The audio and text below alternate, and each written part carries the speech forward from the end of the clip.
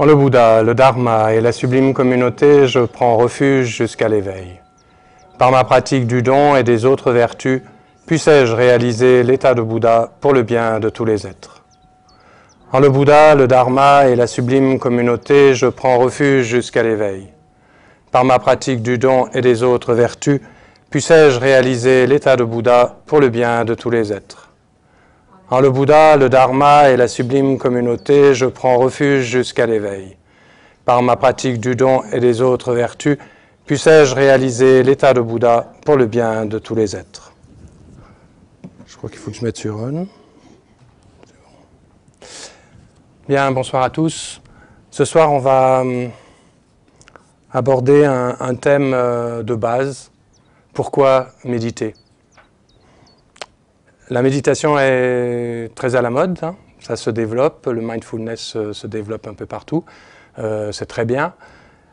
Ça peut apporter beaucoup de choses à beaucoup de personnes, comment faire face, comment vivre telle ou telle situation de souffrance.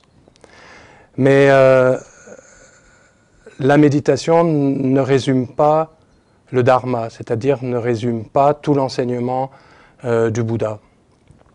Et nous, dans notre pratique bouddhiste, la méditation fait seulement partie d'un élément du dharma. Et le dharma, donc, ne se résume pas à la méditation du calme mental. Donc, inévitablement, dans le cadre bouddhiste, on va placer la méditation bien, dans l'ensemble de la voie. On voit dans les textes, on voit dans la pratique combien la méditation est importante dans notre pratique. Et on peut se demander, mais pourquoi la méditation est tellement importante ? Est-ce que l'étude revêt une même importance que la méditation dans le Dharma, dans la voie du Bouddha ? L'étude est importante, mais l'étude à elle seule ne peut pas transformer nos habitudes, nos tendances fondamentales, et donc transformer notre esprit. C'est la méditation qui, agissant directement sur notre esprit, eh bien, peut le transformer. Alors, Ringu Tulku Rinpoche décrit ou donne la définition de la méditation dans Daring Steps, ce qu'on a traduit en français par la marche vers l'éveil. Non, c'est En route vers l'éveil. Hein, on traduit ça par En route vers l'éveil. Il décrit la méditation, pourquoi méditer, comme étant l'unique raison de révéler la sagesse, qui consiste à voir notre vraie nature et celle de toute chose. Hein, je vous la relis. L'unique raison est de révéler la sagesse, qui consiste à voir notre vraie nature et celle de toute chose. Alors pourquoi est-ce si important de voir notre vraie nature et celle de toute chose ? Tout l'enseignement du Bouddha, qu'on appelle le Dharma, vise la libération. La libération de quoi ? De toute forme de souffrance. Pour soi-même et pour autrui. Il n'y a pas d'autre objectif à atteindre, à réaliser dans notre pratique du Dharma. C'est pas pour un mieux-être, c'est pas pour être un peu mieux avec soi-même, un peu mieux avec les autres, mais l'objectif, c'est de se libérer totalement, définitivement, de cette ignorance qui est à la racine de toute forme de souffrance. Quand on découvre le Dharma et quand on pratique le Dharma depuis des années et des années, il faut de temps en temps se repositionner par rapport à cette définition du Dharma.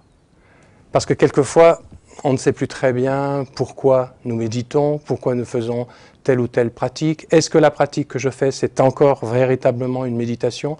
Ou est-ce que ce n'est pas quelque chose peut-être de culturel, de tibétain, et qui m'apporte peut-être quelque chose ? Mais en quoi la pratique que je suis en train de faire me permet de me libérer de toute forme de souffrance ? Et ça, c'est l'objectif de notre pratique, de l'enseignement du Bouddha, et tout l'enseignement du Bouddha peut se reposer là-dessus.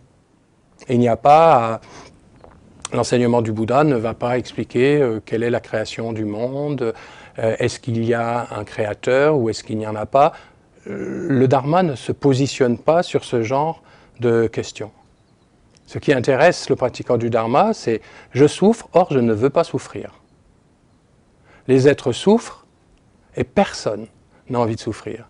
Ici, ce soir, il n'y a pas une personne, même pas le chat, qui a envie de souffrir. Tout le monde est d'accord avec ça. Et pourtant, tout le monde souffre.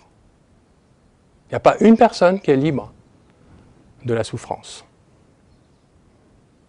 Ça, c'est la première constatation à faire quand on aborde le Dharma. Alors, quel est le lien que l'on peut faire entre cet objectif, cette constatation, et puis la méditation? Il faut se poser la question, mais qui souffre? Et qui souffre? C'est l'esprit. L'esprit, c'est ce qui fait l'expérience à la fois du bonheur, de la joie, mais également de la souffrance. Donc il faut s'intéresser à cet esprit, voir à quoi il ressemble, pourquoi souffre-t-il, à partir de quoi il souffre, et comment remédier à cela, si on peut remédier à ça. Tout ce que je viens de dire là, ça se développe dans les 4 nobles vérités, l'enseignement de base du Bouddha.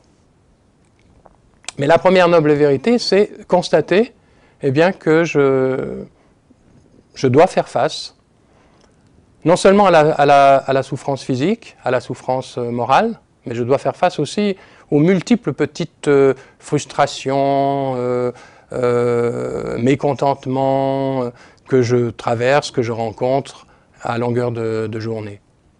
C'est ce que le Bouddha appelait dukkha. Et il est préférable peut-être d'appeler cet état dukkha plutôt que souffrance, parce que derrière le mot souffrance, on voit la grosse souffrance physique, la grosse souffrance morale, et on peut se dire qu'aujourd'hui, je n'ai pas de problème physique, je n'ai pas de problème psychologique, je n'ai pas reçu de mauvaises nouvelles, donc je suis libre aujourd'hui, de souffrance. Est-ce que je n'ai pas? Il faut observer. Depuis ce matin, est-ce qu'on n'a pas été frustré? Est-ce qu'on n'a pas été insatisfait par telle ou telle situation, telle et telle rencontre, tel ou tel événement? Est-ce que je n'ai pas été mécontenté par telle ou telle chose? Évidemment qu'on va tous dire « si ». Donc, j'ai rencontré dukkha. Et à partir de là, souhaite-t-on se libérer de dukkha? Parce qu'après tout, on peut très bien vivre avec. Et apparemment, on a vécu avec depuis des temps sans commencement, comme disent les textes. Donc, vous allez me dire, ouais, on a bien vécu avec et on n'en est pas mort. Ben si, on n'arrête pas d'en mourir, justement, parce que nous n'en sommes pas libres. Mais on a tellement vécu avec qu'on s'est habitué à vivre ça. Et aujourd'hui, on peut très bien concevoir que la vie, c'est ça, quoi. Et on ne peut même pas imaginer qu'il puisse y avoir une façon d'être, une façon de vivre, sans expérimenter aucunement dukkha. Parce qu'on ne connaît pas cet état. On fait souvent, vous savez, le parallèle avec la souffrance physique. Pourquoi dès qu'on a un petit truc de travers, on prend tout de suite un cachet, tout de suite on va voir le médecin, et tout de suite on se soigne? Parce qu'on connaît l'état de bonne santé. Et donc on veut tout de suite le retrouver. C'est une anomalie que de souffrir physiquement. Le problème avec la souffrance de l'esprit, c'est qu'on ne connaît pas l'état d'esprit sans aucune souffrance, dans une paix totale et permanente. On ne connaît pas cet état. Donc on est obligé de fantasmer un peu dans la pratique du Dharma. De se dire, mais il paraît que la libération est possible. Mais est-ce que j'aspire vraiment du fond de moi-même à cette libération alors que je ne connais pas cet état de libération? Je n'ai jamais goûté à cet état de libération.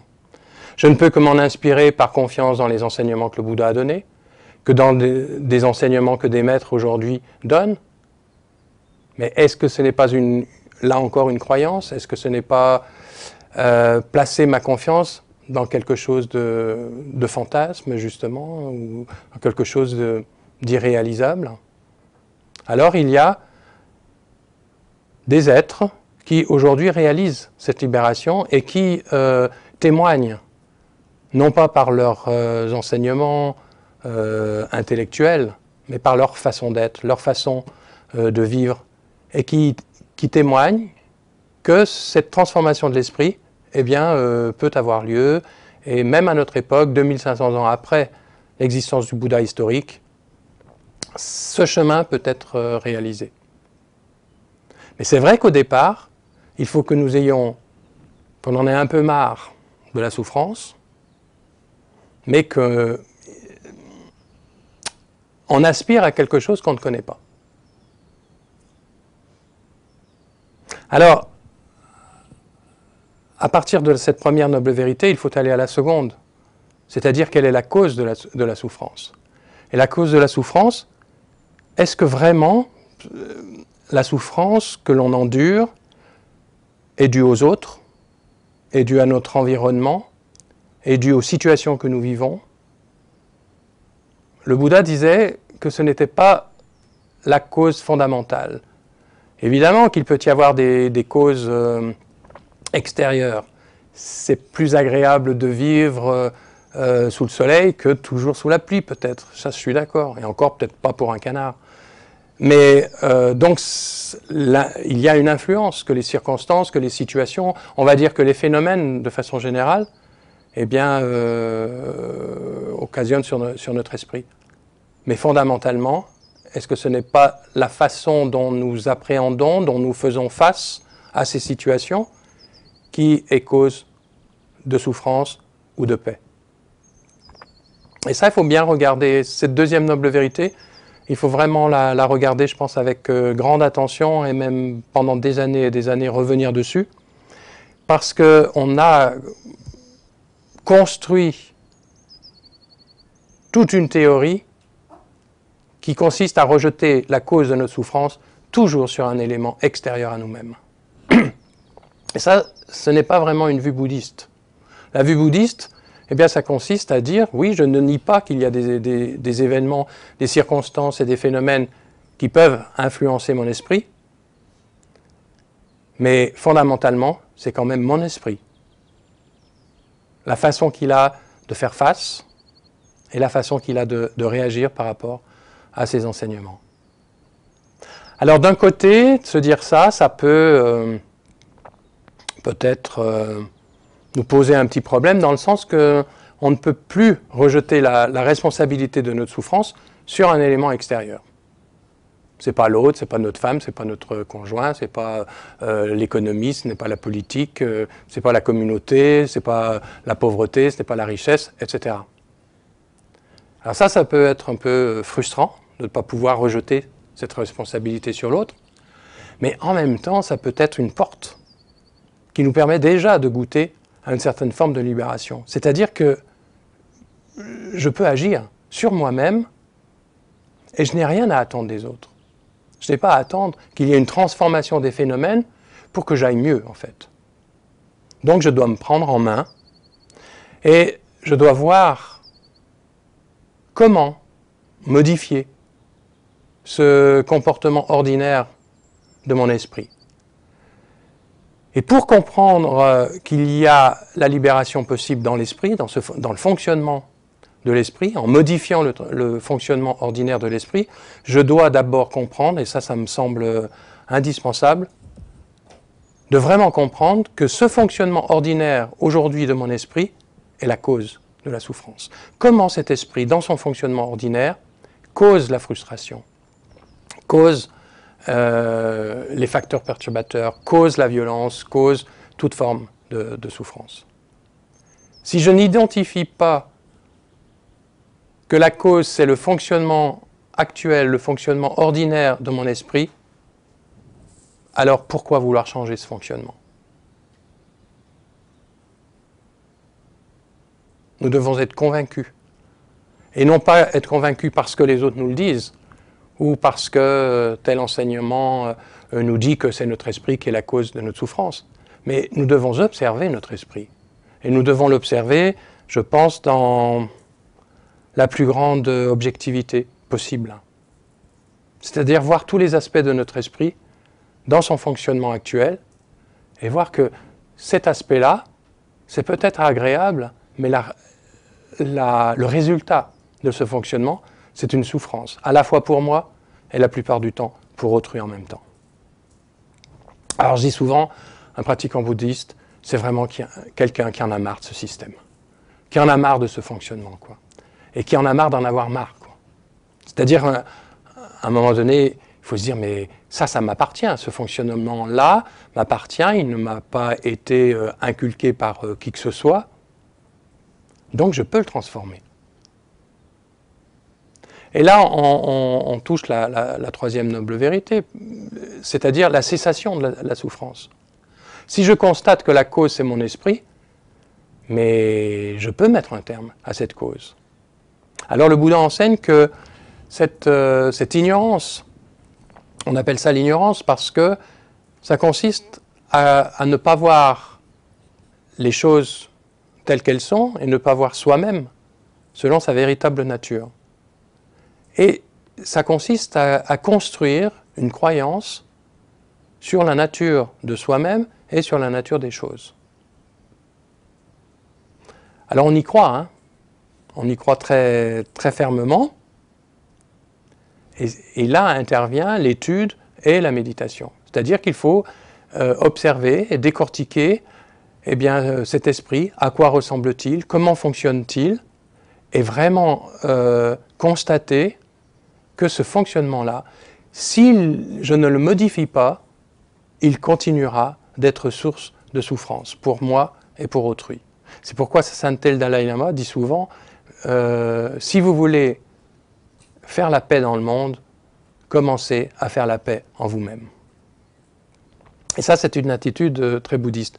Vous savez, on peut faire de multiples nuits de souhaits pour la paix dans le monde. On peut mettre toutes les bougies que l'on veut, faire des tas de souhaits. Si on ne modifie pas le comportement de son esprit, enfin, pas le comportement, le fonctionnement de son esprit, c'est des souhaits. Ça, c'est ce qu'on appelle la bodhicitta en aspiration, mais elle reste en aspiration. Elle ne passe pas en application.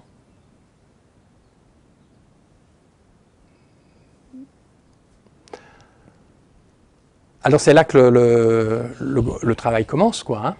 Il faut trouver une voie, il faut trouver une méthode, et il faut trouver un instructeur, et il faut trouver toutes les conditions nécessaires pour suivre ce chemin, l'appliquer, avoir des conditions qui nous sont intérieures, des conditions qui nous sont, on va dire, environnementales, rassembler tout cet ensemble de conditions, et puis commencer le chemin. Au début, on est très enthousiaste, on imagine que 3 séances de méditation, 2-3 week-ends, et puis ça y est, il va se transformer quelque chose, il va se passer quelque chose dans notre esprit. On constate tous que ça prend un peu plus de temps quand même, quoi, hein. Voilà. Pourquoi ça prend du temps? Parce que notre esprit a des habitudes de fonctionnement, et que ces habitudes, elles sont ancrées, mais comme disent les textes, depuis des temps sans commencement. Ça fait un moment, quoi. Donc on ne va pas modifier ces habitudes du jour au lendemain. En plus, on a construit tout un mode de défense par rapport à ces habitudes. Donc changer ce fonctionnement de l'esprit, ça veut dire, en d'autres termes, se déconditionner de ce fonctionnement. Et on ne se déconditionne pas comme ça sans y laisser des plumes. Et on n'a pas envie d'en laisser, quoi. Donc il y a toujours une espèce de tiraillement entre je veux bien pratiquer, mais jusqu'où? Je veux bien pratiquer, mais sans y laisser trop de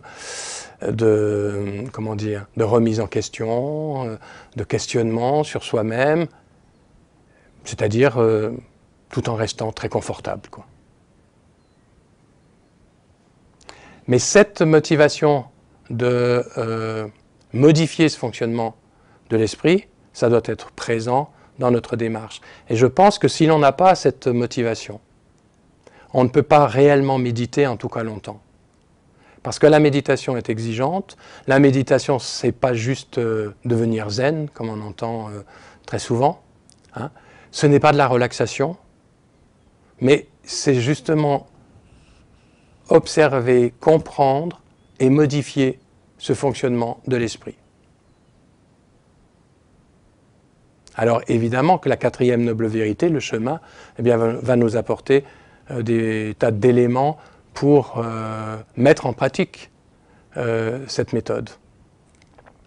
Mais je pense que cette quatrième noble vérité, c'est le résultat de toute cette réflexion.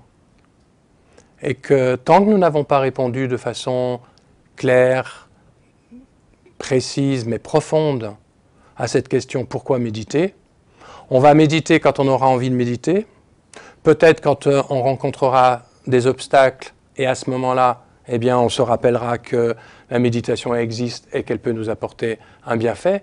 Mais quand tout va bien, ben, on va oublier la méditation et donc notre pratique sera toujours en dents de scie. Et ce n'est pas cette façon de faire qui va modifier profondément ce fonctionnement de notre esprit. Donc, tout en commençant à méditer, je crois qu'il faut vraiment revenir encore et encore sur la raison de cette méditation. Dans l'octuple sentier, il y a 3 éléments. Le premier peut se résumer à l'éthique, la conduite éthique. Le deuxième peut se résumer à la méditation. Donc la méditation fait partie de l'octuple sentier, mais ça n'en est qu'une partie. Et puis le troisième élément peut se résumer à la sagesse. Et on va voir par exemple dans l'éthique que cette éthique ne se base pas sur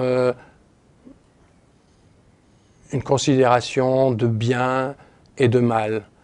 Mais l'éthique va toujours avoir pour base le résultat de nos actes, par le corps, par la parole et par la pensée, mais le résultat de ces actes sur l'autre. Est-ce que l'acte que j'accomplis, est-ce que ce que je dis, est-ce que ce que je pense, ce que je décide, a une action, un résultat positif sur autrui, ou est-ce que cela va être cause de souffrance? Et on ne peut pas ignorer dans cette éthique la motivation qui va sous-tendre l'acte. Parce que vous pouvez avoir un acte qui va être cause de souffrance, mais dont la motivation est tout à fait positive. Un médecin n'est pas toujours sympa avec nous-mêmes. Il ne nous dit pas forcément que tout va bien alors que tout va mal. Voilà. Mais il n'a pas la motivation de nous blesser, mais simplement de nous amener à voir les choses telles qu'elles sont. Alors, on doit se poser la question de en quoi cet acte, dans la façon de l'accomplir, est cause de souffrance, pour moi-même et pour autrui. Et établir qu'à partir de là, je vais m'abstenir, m'efforcer de ne pas accomplir cet acte. Mais ces 10 actes non vertueux que l'on voit dans la conduite éthique, en ce qui concerne l'action, ils sont tous basés sur l'impact, le résultat qu'ils vont avoir pour soi-même et pour autrui. Alors on va parler de la parole juste. La parole juste, il y a 4 actes négatifs à éviter. Mentir,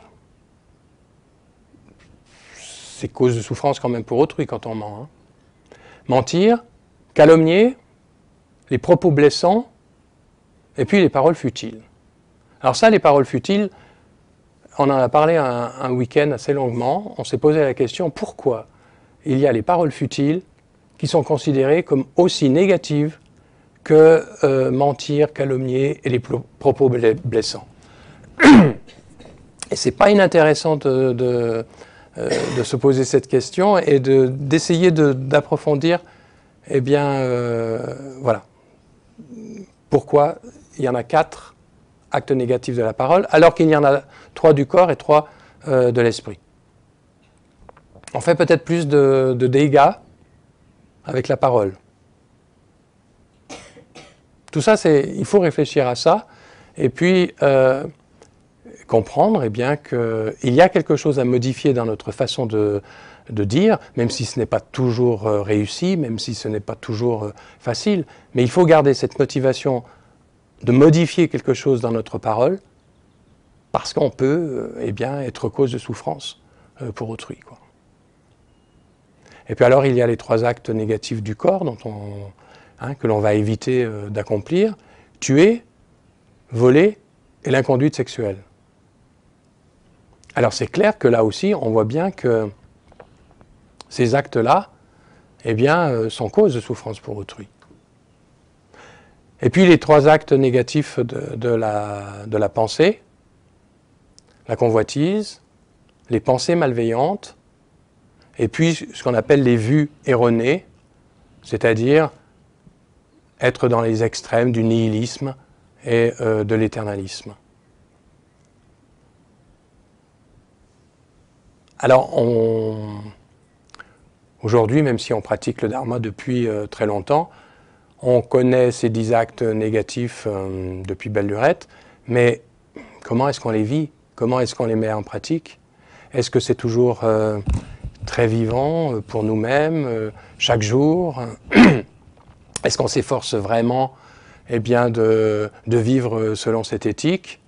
Voilà, ça c'est à chacun de réfléchir et de répondre à cette question, et de modifier quelque chose dans notre pratique elle-même, pour que si ces actes, si cette éthique est devenue un petit peu, on va dire, paresseuse, eh bien qu'elle retrouve toute sa vivacité et puis son sens, quoi. Donc on a parlé des paroles, de la parole juste, on a parlé de l'action juste, mais on peut parler aussi dans l'éthique des moyens d'existence juste. Et ça, c'est une question qui touche toute personne bien, qui s'inscrit dans la société, qui vit dans notre société. Est-ce que je peux avoir une éthique qui touche seulement certains aspects de ma vie et pas d'autres? Alors vous me direz, c'est pas toujours facile de choisir un moyen d'existence qui ne nuit pas à autrui. Alors bien sûr que apparemment ici, il n'y a personne qui travaille dans une usine d'armement. Et vous allez me dire, mais on paye tous des impôts, mais le fait de payer des impôts, ça contribue à l'industrie des armes. Je ne sais pas si vous vous souvenez, une fois le Dalai Lama était à Paris, il avait commencé sa série d'enseignements en parlant de ça. Il avait dit, la France est un pays qui a un karma collectif par rapport au fait d'être le 3e, je crois, ou 4e, je ne sais plus, vendeur d'armes, constructeur et vendeur d'armes dans le monde. Ça avait jeté un petit froid, hein. Il avait commencé sa série d'enseignements comme ça, hein. Mais oui, c'est une question qu'on peut vraiment se poser. Alors évidemment, on ne peut peut-être pas faire autrement, puisqu'on ne participe pas directement. Mais est-ce qu'il n'y a pas des comportements dans notre vie que l'on peut éviter en termes de moyens d'existence pour ne pas être cause de souffrance directement pour autrui? Alors ça à chacun de voir, mais c'est une question qu'on doit se poser, en tout cas dans notre éthique bouddhiste, quoi. Et quelquefois, ça peut être difficile à résoudre pour certaines personnes. Hein, j'ai connu une personne qui travaillait dans un abattoir. Et Kalo Rinpoche, je me souviens, lui avait vraiment demandé, s'il pouvait, à quitter ce job, quoi.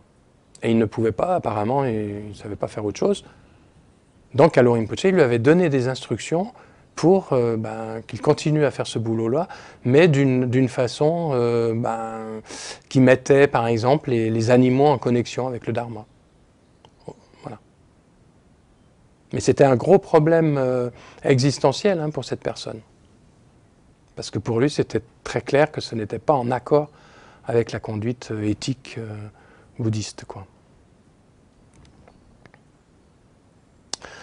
Donc ça, c'était pour l'éthique, la parole juste, l'action juste et les moyens d'existence justes. Maintenant, pour la méditation. Alors, premier élément qui vient, c'est l'effort. L'effort juste, c'est-à-dire la persévérance. Mais je crois qu'on a vraiment besoin de régularité, de persévérance. Et cette régularité ou cette persévérance, elle doit reposer sur la motivation.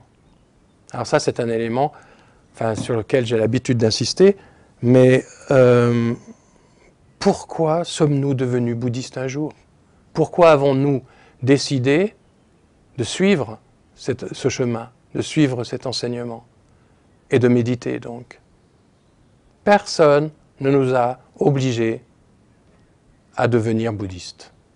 Nous ne sommes pas dans une culture bouddhiste, donc ce n'est pas notre famille, ce n'est pas notre société, ce n'est pas notre environnement social, culturel, etc. Donc apparemment, si nous avons décidé de suivre ce chemin, c'est parce que nous avons trouvé un intérêt dans ce chemin. Mais ça a demandé une découverte du Dharma, ça a demandé un approfondissement de notre contact avec le Dharma, donc de l'étude, de la réflexion. Et ensuite, ça fait naître une certaine confiance, un certain enthousiasme dans notre esprit. Enfin, là, on a trouvé une voie spirituelle qui semblait nous correspondre et nous apporter vraiment quelque chose.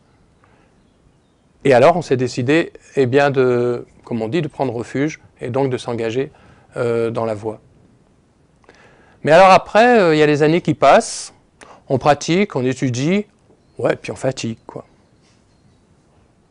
Et l'effort juste, ça vient quand on fatigue. C'est-à-dire qu'on ne peut rien accomplir, ni dans le domaine du Dharma, ni dans le domaine mondain, sans une régularité. Mais cette régularité, elle doit être accompagnée de l'aspiration. Et l'aspiration, elle peut être vivifiée dans notre esprit, pas toujours par le fait de vouloir se libérer de la souffrance, de ce qu'on appelle le samsara. Mais c'est peut-être aussi par la motivation de libérer les êtres. Quelquefois, c'est plus positif, plus porteur, parce que parfois, on se dit « ma propre libération, après tout, je m'en fous, quoi ». Par contre, qui est-ce qui n'a pas envie de libérer un être qu'il aime? Est-ce que vous avez envie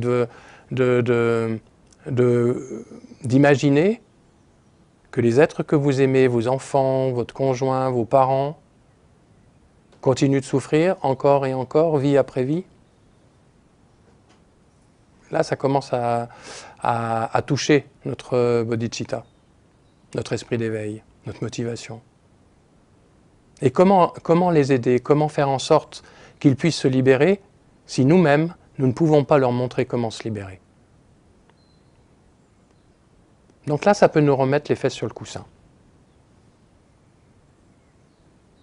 Mais en tout cas, il faut bien savoir que le Dharma, il n'y a pas de miracles qui peuvent se produire et que notre progression, notre cheminement dans le Dharma, c'est comme le cheminement dans le sport, c'est comme le cheminement dans un art quelconque. Nous devons faire nos gammes tous les jours, c'est-à-dire que nous devons méditer tous les jours avec régularité.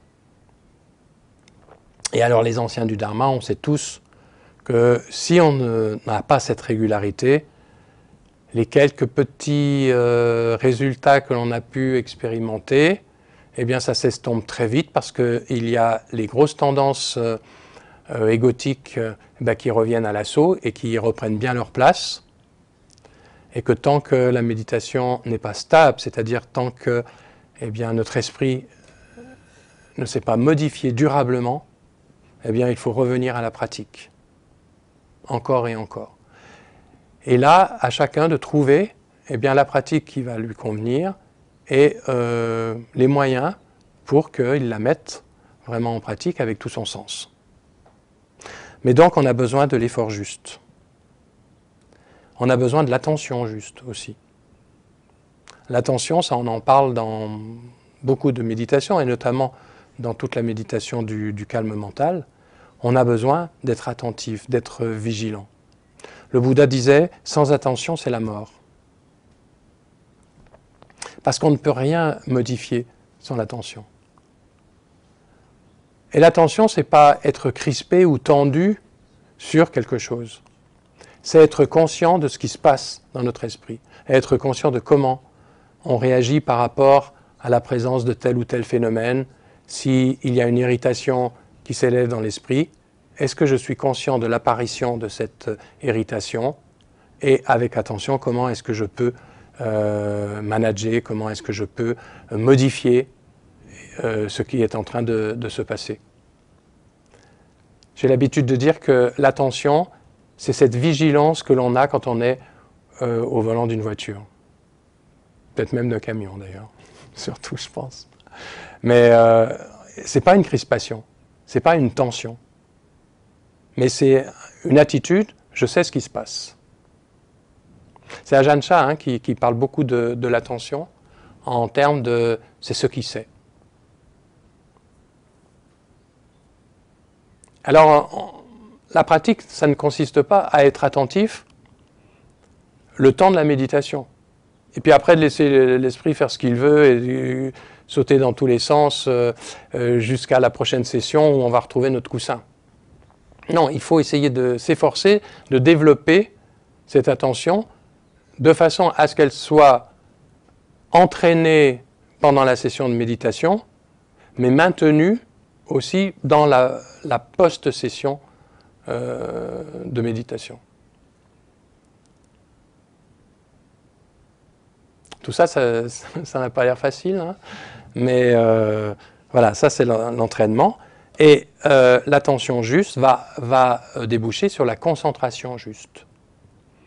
Alors la concentration, je n'aime pas trop ce terme, parce qu'on voit toujours ça comme quelque chose d'étroit, quelque chose d'obtus, quelque chose de tendu. Hein, mais la concentration, on pourrait plutôt dire la non-distraction.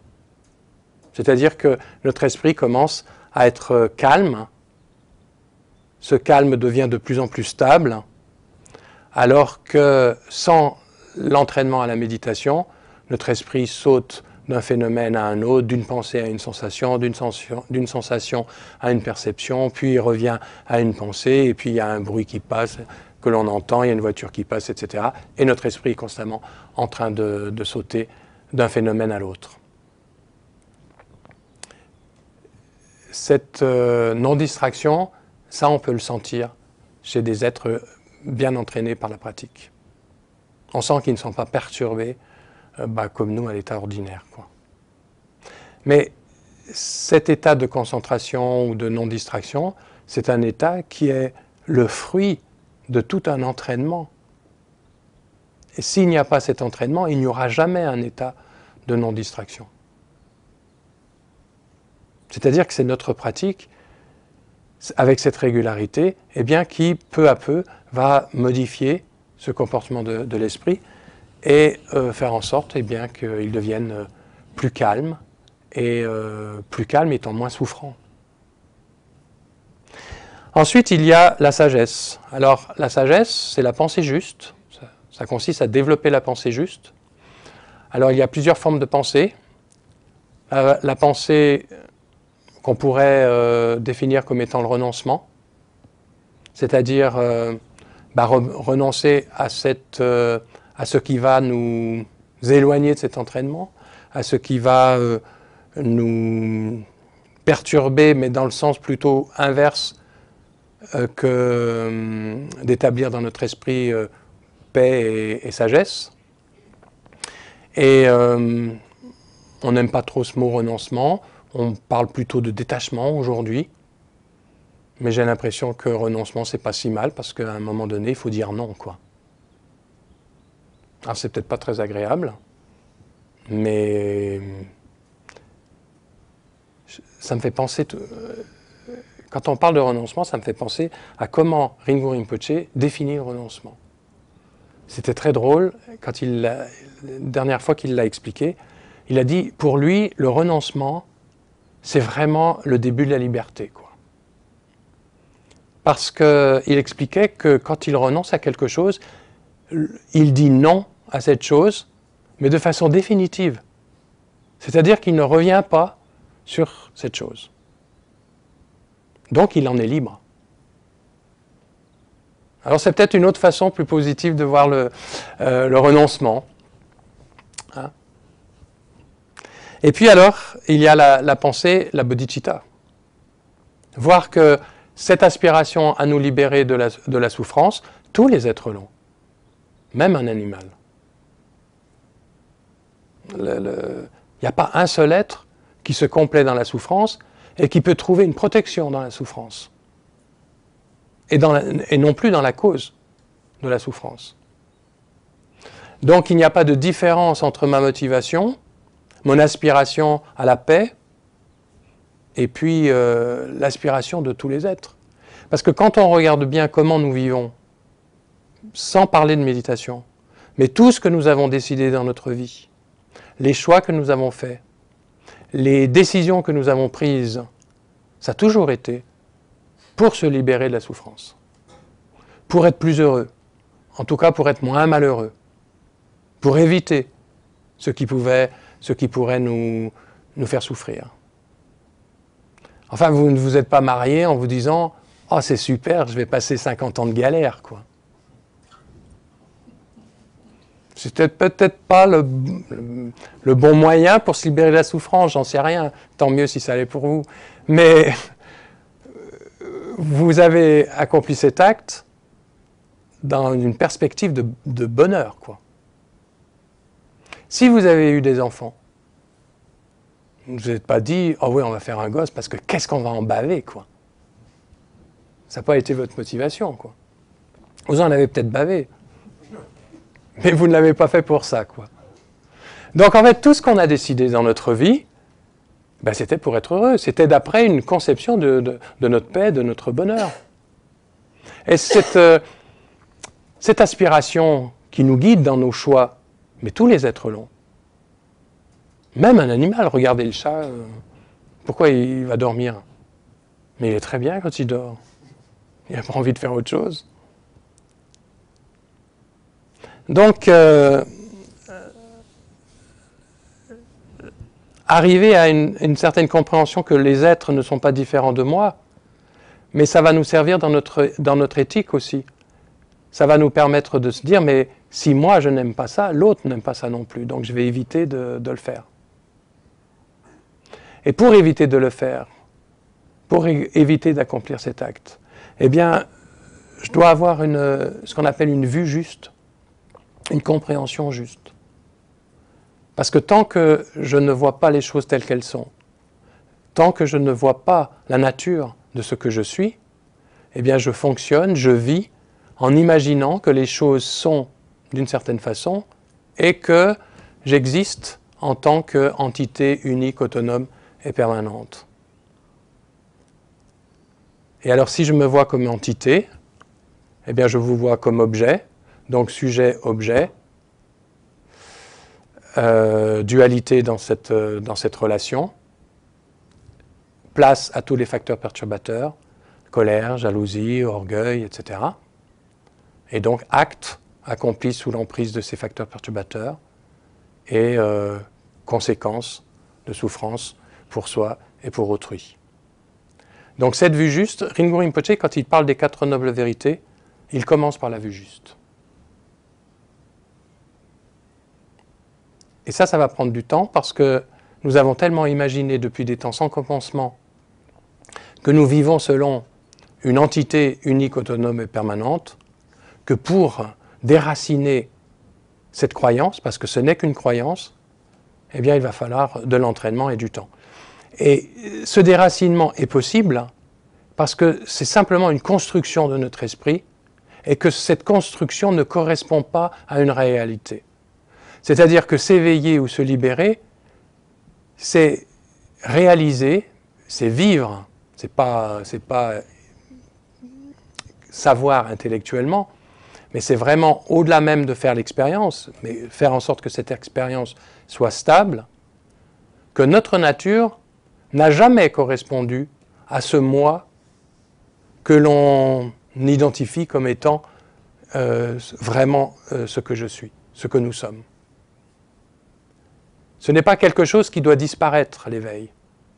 Ce n'est pas l'ego qui doit disparaître. Ce n'est pas le moi qui doit disparaître. Parce que l'ego n'a jamais existé. Le moi n'a jamais existé.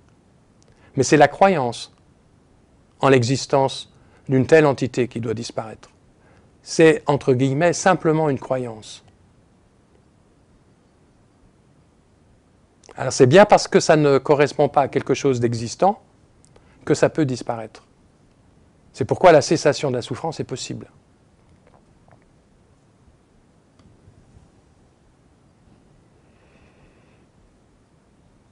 Donc voilà ce que j'avais envie un peu de quoi j'avais envie de parler ce soir. Est-ce qu'il y a des questions? Qu'est-ce que ça suggère chez vous?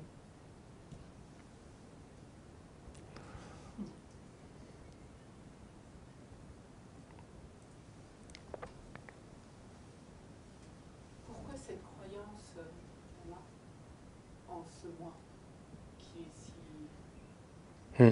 tenace en fait? Le Bouddha n'a pas répondu à cette question. Parce que pour lui, il n'y a pas de... C'est pas si nécessaire que ça de savoir pourquoi. Il y a un jour, quelqu'un avait demandé une question un peu de ce genre à Ringu Rinpoche. Et Ringu Rinpoche lui a dit est-ce que vous connaissez la langue tibétaine? Non. Et il lui avait dit pourquoi vous ne la connaissez pas? Et parce que la personne avait demandé aussi depuis quand c'est comme ça.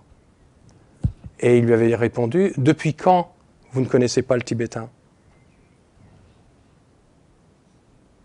Je crois que c'est une assez bonne réponse, je trouve. Par contre, la question est que cette ignorance, elle est là, quoi. Cette croyance en une entité, elle est là. Et ça, on ne peut pas le nier, hein. Et on ne peut pas faire semblant de dire non, je n'y crois pas, quoi. Il y a bien quelque chose qui se rebiffe, quelque chose qui se sent blessé, qui se sent meurtri, quand eh bien, on nous agresse, quand on nous insulte, etc. Il y a bien le sentiment d'une entité qui réagit dans notre esprit. Donc elle est là. Pas l'entité, mais la croyance en son existence. Mais c'est tellement solidifié que ça la rend presque réelle, quoi, cette entité.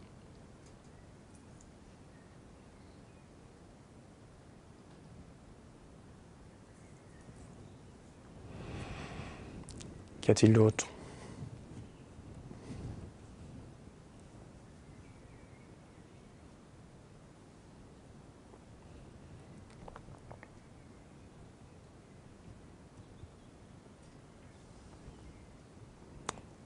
Cette réponse à pourquoi méditer telle que la donne Ringu Rinpoche, hein, l'unique raison est de révéler la sagesse qui consiste à voir notre vraie nature est celle de toute chose.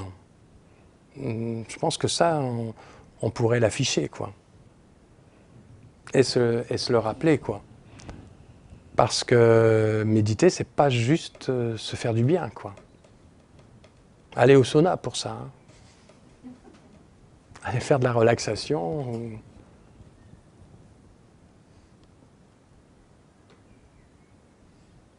Ça me fait penser que dans le christianisme, il y avait un jour quelqu'un qui demandait à Thérèse de Lisieux pourquoi... Non, qu'est-ce que tu veux faire quand tu seras grande? Elle avait répondu, je veux être une sainte. Beaucoup de personnes pensent que c'est d'un orgueil, ce genre de réponse. Mais attendez, c'est la finalité du christianisme. Donc, elle visait l'objectif. C'est ce qu'elle est devenue à 24 ans, quand même. Hein.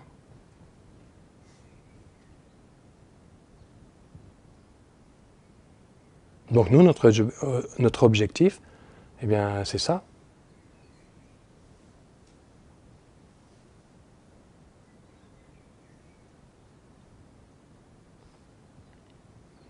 Moi, ça vous laisse très silencieux. Hein.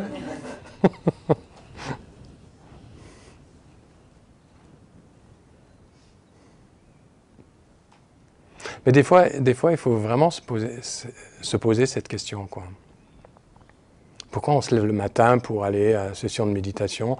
Pourquoi vous venez un week-end dans un centre du Dharma? Pourquoi vous allez faire une retraite? Pourquoi on va au séminaire l'été, etc. Il n'y avait donc rien d'autre de plus intéressant à faire? Il y en a qui préfèrent regarder un match de foot, non? Et alors, pourquoi pas? Posez-vous la question, est-ce qu'un match, ça libère de la souffrance? Est-ce que la méditation libère de la souffrance? Voilà. Autre chose? Oriane. Qu'est-ce qui vous a poussé à devenir moine? La question d'un moine pour un moine. Alors ça, ce qui m'a poussé à devenir moine, j'avais envie de consacrer ma vie à ça, quoi.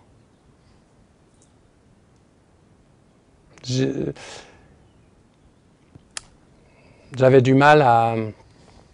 Mais, bon, je dis ça, mais... En fait, quand j'étais gamin, je vais tout vous dire, quand j'étais gamin, je voulais être moine. À l'âge de 7-8 ans, je suis allé voir ma mère et je lui ai dit ça. Elle m'a envoyé chez le curé. Ouais, je me souviens très bien. Et le curé m'a emmené avec un copain du village, m'a emmené à Ars, parce qu'on n'était pas loin de Lyon. Voir le curé d'Ars, où il a vécu, bon, tout ça. Et c'est vrai que ça m'inspirait. Les saints chrétiens, la vie des saints chrétiens, je me souviens, mais je lisais ça en bande dessinée, mais je lisais ça toutes les semaines, quoi. Toi aussi? Voilà. Moi, voilà. Donc, j'ai toujours été attiré par ça. Quand j'étais en pension chez les maristes, à 12 ans, 13 ans, eh bien, avec mon copain de chambrée, on voulait créer un ordre monastique chrétien, évidemment. Donc, non, ça veut dire que ça nous travaillait, quoi. Voilà. Alors après, quand j'ai découvert le Dharma et puis que j'ai vraiment senti que c'était la voie que je voulais suivre, bah, c'est revenu naturellement, cette idée. Voilà. Ça me paraissait assez évident, quoi.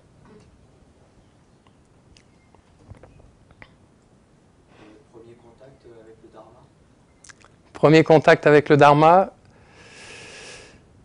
c'était bon, quand je travaillais. Il y avait une collègue de travail qui avait un livre de Trungpa Rinpoche. Alors j'étais dans l'aviation et on avait une escale, je ne sais pas où, mais de 24 heures au moins, je ne sais plus. Et alors c'est moi qui ai lu son bouquin. Et c'était pratique de la voie tibétaine, au-delà du matérialisme spirituel. J'ai avalé le bouquin. Je n'ai rien compris. Mais je savais une chose. Il fallait que j'en lise d'autres. Et il fallait que je vois qui était ce bonhomme, le Bouddha, qu'est-ce qu'il avait réalisé, qu'est-ce qu'il avait enseigné à partir de là.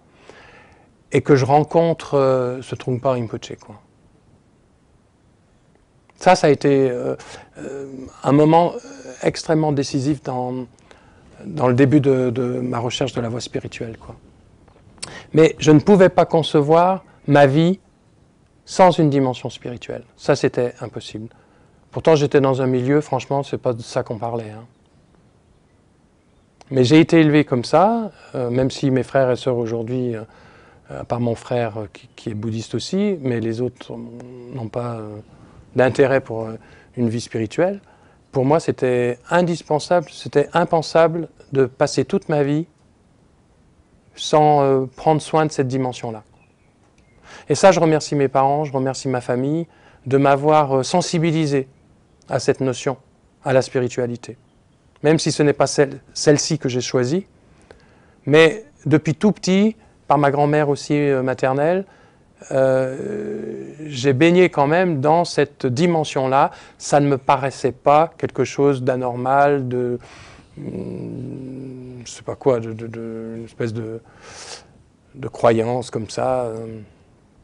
Il y a encore dans ma famille des personnes chrétiennes qui pratiquent, mais avec profondeur, avec sincérité, et c'est pas du tout des bigots, mais au contraire, ce sont des personnes qui sont profondément, enfin dans la spiritualité, imprègnent profondément leur façon d'être, leur façon de vivre au quotidien.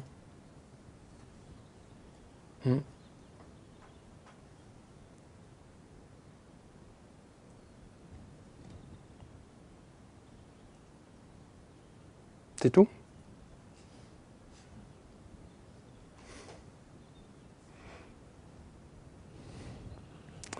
Bon, on va faire la dédicace alors. Par cette vertu, puissais-je promptement réaliser le Mahamudra, et sans l'exclusion d'un seul, établir en cet état tous les êtres.